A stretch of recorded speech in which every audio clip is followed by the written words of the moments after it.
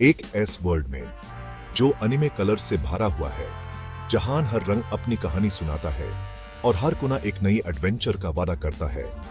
बड़े बड़े माउंटेन्स और चमकती हुई रिवर्स के बीच जहां प्रकृति अपनी खूबसूरती का जादू बिखेर रही थी, रहता था एनिमल बालवीर। वो कोई ऑर्डिनरी लड़का नहीं था, वो चोजन था, एक लेजेंडरी हीरो जिसके बारे में लोग फूसा फूसा के बात करते थे। उसके पास एक अनोखा गिफ्ट था जो उसे बाकी सबसे अलग बनाता था। लेजेंड्स में उसकी ब्रेवरी, नेचर के साथ उसके कनेक्शन और उसके लॉयल एनिमल कंपेनियंस के किस्से मशहूर थे। हर कहानी में उसकी हिम्मत और उसके जानवर दोस्त के साथ उसका रिश्ता दिखाया जाता था। एनिमल बालवीर का विलेज एक पीसफुल हेवन था जहां चेरी ब्लॉसम ट्रीज अपनी डेलिकेट पीटल्स को पिंक स्नो की तरह बरसाते थे। ये जगह इतनी सीरीन थी कि यहाँ आके हर कोई अपने दुख भूल जाता था। वो टच ट्रेनिंग करता था, अपनी स्किल्स को और बेटर बनाता था, हमेशा इनोसेंट लोगों को प्रोटेक्ट करने और जस्टिस के लिए लड़ने को तैयार। उसकी ट्रेनिंग सिर्फ फिजिकल स्ट्रेंथ के लिए नहीं थी, बल्कि मेंटल और स्पिरिचुअल ग्रोथ के लिए भी थी। उसका दिल साफ था, उसका स्पिरिट स्ट्रांग था और उसकी डिटर्मिनेशन मिड डे सन से भी ज्यादा ब्राइट थी। उसकी आंखों में एक आग थी जो कभी बुझ नहीं सकती थी। लेकिन पैराडाइज में भी अंधेरा छुपा होता है। हर रोशनी के पीछे एक छाया होती है और यह छाया धीरे धीरे बढ़ रही थी। एनिमल बालवीर को खबर नहीं थी कि एक नया डेंजर बढ़ रहा है, एक ऐसी डार्कनेस जो उसकी दुनिया को डाल और निराशा में डूबो देना चाहती थी। यह डार्कनेस सिर्फ उसके विलेज को नहीं, बल्कि पूरे वर्ल्ड को अपने कब्जे में लेना चाहती थी। उसके सामने एक ऐसी चुनौती थी जो उसकी सारी स्किल्स और हिम्मत का इम्तिहान लेने वाली थी।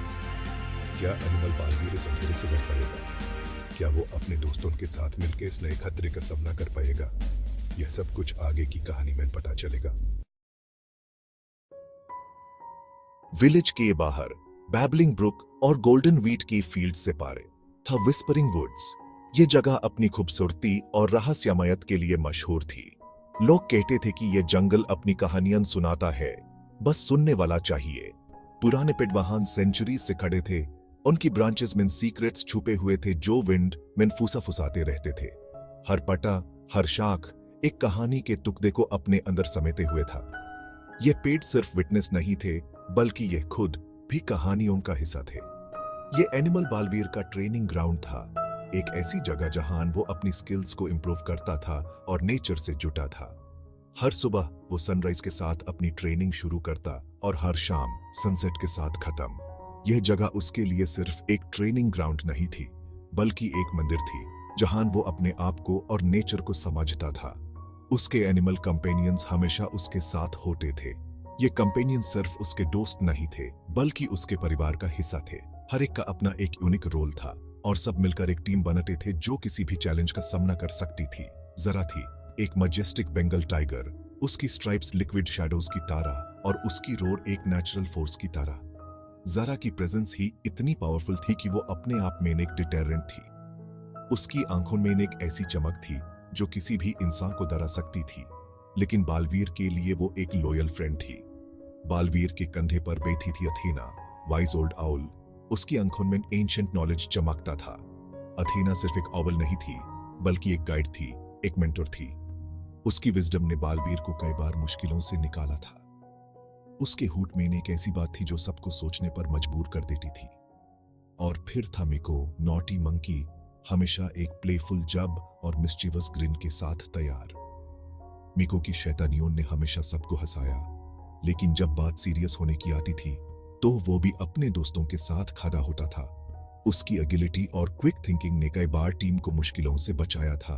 एक दिन जब वो अपने लाइटनिंग फास्ट रिफ्लेक्सेस की प्रैक्टिस कर रहा था, एनिमल बालवीर ने महसूस किया कि जमीन हिल रही है। पहले तो उसने सोचा कि शायद ये उसकी इमेजिनेशन है, लेकिन फिर उसने देखा कि पेड़ भी हिल रहे हैं। ये कुछ अनयूजुअल था, कुछ ऐसा जो पहले कभी नहीं हुआ था। हवा जो यूजुअली प्लेफुल होती थी, अब एक ऐसी ठंडक लेकर आ रही थी जिससे उसकी स्पीने में शिवर दौड़ गए। यह ठंडक सिर्फ फिजिकल नहीं थी, बल्कि एक वार्निंग थी, एक सीन था कि कुछ बुरा होने वाला है। बालवीर ने अपनी सेंसेस को और शार्प किया और अपनी सराउंडिंग्स को ध्यान से देखने लगा। अथेना ने हूट किया, उसकी आंखों में नब कंसर्न थी, कुछ तो गड़बड़ थी। उसके हूट में एक अर्जेंसी थी, एक वार्निंग थी। बालवीर ने अपने कंपेनियंस को सिग्नल दिया और सब अलर्ट हो गए।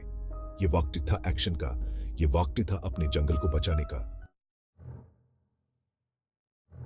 ज़ारा, अथीना, मिको मेरे साथ। एयर में एक अननोन एनर्जी क्रैकल कर रही थी और एक फेंट क्राई ने विस्परिंग वुड्स के पीसफुल साइलेंस को तोड़ दिया। यह क्राई दर्द और दर्द से भरा था, हेल्प के लिए एक विनती जो एनिमल बालवीर के सोल में समा गई। वो जानता था कि यूज जल्दी से एक्शन लेना होगा। कंपेनियंस ने अपने फ्रेंड की टोन में अर्जेंसी महसूस की और एक सेकंड के लिए भी हेसिटेट नहीं किया। ज़ारा ने लीड किया। उसके पावरफुल स्ट्राइड्स फॉरेस्ट फ्लोर को पार कर रहे थे। अथीना ऊपर से उड़ रही थी। उसकी तेज आईसाइट आगे का रास्ता देख रही थी। जैसे जैसे वो भागे, क्रीज तेज होती गई। हर क्राई एनिमल बालवीर के अंडर फियर और अर्जेंसी भर रहा था। उसने अपने आप को और हार्ड पुश किया। हर डेस्परेट प्ली के साथ उसका रिजॉल्व और मजबूत होता गया। वो उन्हें फेल नहीं कर सकता था, वो कर ही नहीं सकता था। वो एक क्लियरिंग में पहुंचे और जो सीन उन्होंने देखा उसने उन्हें डरा दिया। विलेजर्स, उनके चेहरे दर्द से पीले पड़ गए थे, एक साथ हडल्ड थे। ग्रोटेस्क शैडोवी क्रीचर्स ने उन्हें घेर लिया था, जिनकी आंखें लाल चमक रही थीं। क्रीचर्स ने ग्राउल किया, उनके क्लॉज तेज और मेनेसिंग थे। डरो मत, हम तुम्हारी हेल्प करने आए हैं। एनिमल बालवीर की आवाज गूंजी, स्ट्रॉन्ग और क्लियर। वो दाढ़ को चीरती हुई क्लियरिंग में फैल गई। उसने अपने कंपेनियंस की तरफ देखा। उसकी आंखें एक फियर्स लाइट से जल रही थी। ज़ारा, तुम आगे से अटैक करो। अथीना, ऊपर से गाइड करो। मिको, तुम हमारी आंखें और कान बनो। एनिमल बालवीर और उसके कंपेनियंस के बीच का बॉन्ड अनब्रेकेबल था। ट्रस्ट, लॉयल्टी और अपने घर के लिए प्यार ने उसे और मजबूत बनाया था। साथ में वो एक ऐसी ताकत थी जिसका सामना कोई नहीं कर सकता था। बढ़ते अंधेरे के खिलाफ उम्मीद की किरण। शैडो क्रीचर्स ने अटैक किया। उनके क्लॉज वार कर रहे थे। उनकी आंखें बुरी ताकत से जल रही थीं। ये क्रीचर्स किसी भी तरह से रुकने का नाम नहीं ले रहे थे, जैसे कि उनके अंदर एक अनंत ऊर्जा हो। हर बार जब वे वार करते, ऐसा लगता कि अंधेरा और गहरा हो रहा है और उनकी ताकत बढ़ती जा रही है। ज़ारा ने उनके अटैक्स का सामना किया। उसकी दहाड़ से जमीन हिल गई।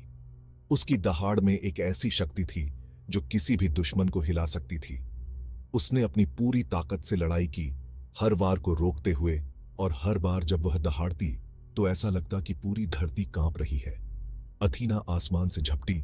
उसके तेज पंजे क्रीचर्स पर वार कर रहे थे, जबकि मिको फुर्तीला और तेज इधर उधर भाग रहा था। उनका ध्यान भटका रहा था, जिससे एनिमल बालवीर को वार करने का मौका मिल रहा था। अथीना की हर छलांग में एक अद्वितीय कला थी और मिको की चालाकी ने दुश्मनों को भ्रमित कर दिया था। यह एक टीम वर्क का अद्भुत उदाहरण था, जहां हर कोई अपनी भूमिका निभा रहा था। लेकिन हम सबके रहते हुए भी वो क्रीचर्स खत्म होने का नाम ही नहीं ले रहे थे। उनकी शैडोवी फिगर्स कॉन्स्टेंटली बदल रही थी। ऐसा लगता था कि वे हर बार एक नई ताकत के साथ वापस आ रहे थे और उनकी शक्ति कभी खत्म नहीं हो रही थी। यह एक अंतहीन लड़ाई की तरह था, जहां हर बार जब हम उन्हें हराने की कोशिश करते, वे और भी मजबूत होकर वापस आते। और फिर उस मेले के बीच से एक विशाल प्राणी निकला। उसकी आंखें बुरी ताकत से चमक रही थीं। The shadow beast. Animal Baalveer डर गया। यह प्राणी बाकी सभी से अलग था। उसकी उपस्थिति ही डरावनी थी। उसकी आंखों में एक ऐसी चमक थी जो किसी भी दिल को दहला सकती थी। यह शैडो बीस्ट बाकी क्रीचर्स का नेता था और उसकी ताकत असीमित थी। उसने आज तक ऐसा कुछ नहीं देखा था। उसकी आंखें खुली की खुली रह गईं और उसके दिल की धड़कन तेज हो गई। यह प्राणी उसकी सभी उम्मीदों से परे था और उसे नहीं पता था कि वह इसका सामना कैसे करेगा। लेकिन उसे पता था कि उसे हार मानने का कोई विकल्प नहीं था। लेकिन फिर उसने विलेजर्स की आंखों में डर देखा, उनका उस पर भरोसा देखा, और वो जानता था कि वो हार नहीं मान सकता। उन विलेजर्स की आंखों में एक उम्मीद की किरण थी और वह जानता था कि उसे उनके लिए लड़ना होगा। यह उसकी जिम्मेदारी थी और वह इसे निभाने के लिए तैयार था। यूज स्ट्रांग होना होगा उनके लिए, अपने डोस्टन के लिए, अपने घर के लिए। उसने अपनी सारी ताकत जुटाई और अपने दिल में एक दृढ़ संकल्प लिया कि वह इस लड़ाई को जीतेगा। यह उसकी आखिरी लड़ाई हो सकती थी, लेकिन वह जानता था कि उसे अपने दोस्तों और अपने घर के लिए लड़ना होगा। उसने अपनी पूरी ताकत से शैडो बीस्ट का सामना करने का निर्णय लिया और वह जानता था कि वह इसे हराने में सफल होगा।